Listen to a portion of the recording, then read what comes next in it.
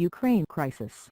Rebels abandon Sloviansk stronghold. Pro-Russian separatists in Ukraine say they have evacuated their eastern stronghold of Sloviansk amid the large-scale offensive by the military. Defense Minister Valeriy Heletey said the Ukrainian flag was flying over the city council building. Separatist leaders said fighters had relocated in the face of the army's overwhelming numerical superiority. Ukrainian forces launched an offensive against the separatists this week after a 10-day ceasefire broke down. The BBC's David Stern in Kiev says the military's capture of Sloviansk, where the eastern insurgency began in April, is a major victory for the government.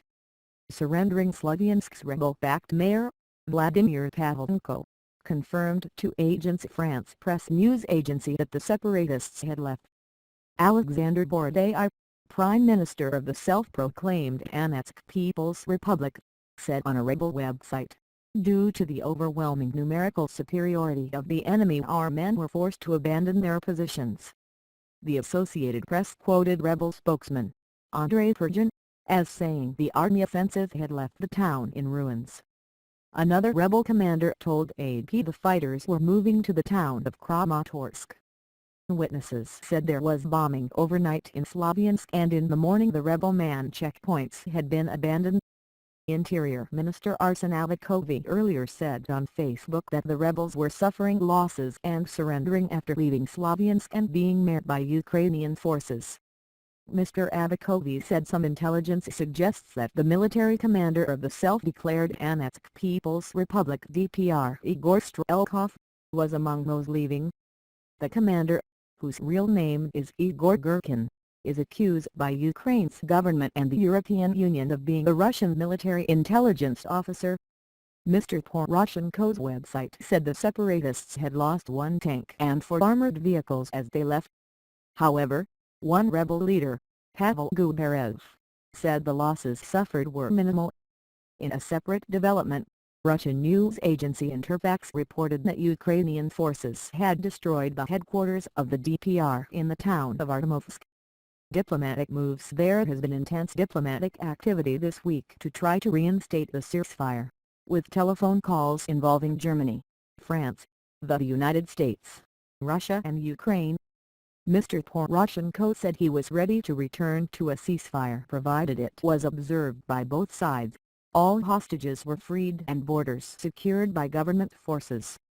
Our correspondent in Kiev says talks to try to end the fighting were supposed to begin on Saturday, but so far no meeting has been announced. Human cost of conflict: at least 250 civilians killed in eastern Ukraine since April. According to Ukrainian and rebel reports, nearly 200 soldiers killed and 619 wounded since April. According to Ukrainian Defense Ministry, at least 800 rebels killed since April. According to rebels, at least 110,000 people have left Ukraine for Russia this year to date, most of them from eastern regions. According to the UN, some 54,400 people have been displaced within Ukraine itself.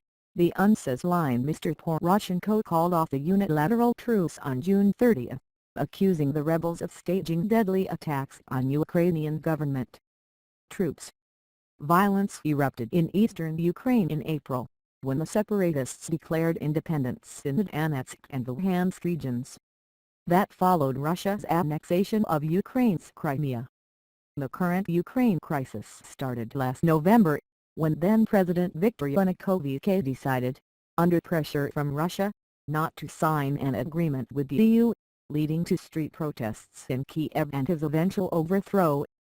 President Poroshenko signed the free trade part of the EU deal in Brussels on June 27, after earlier signing the political cooperation clauses.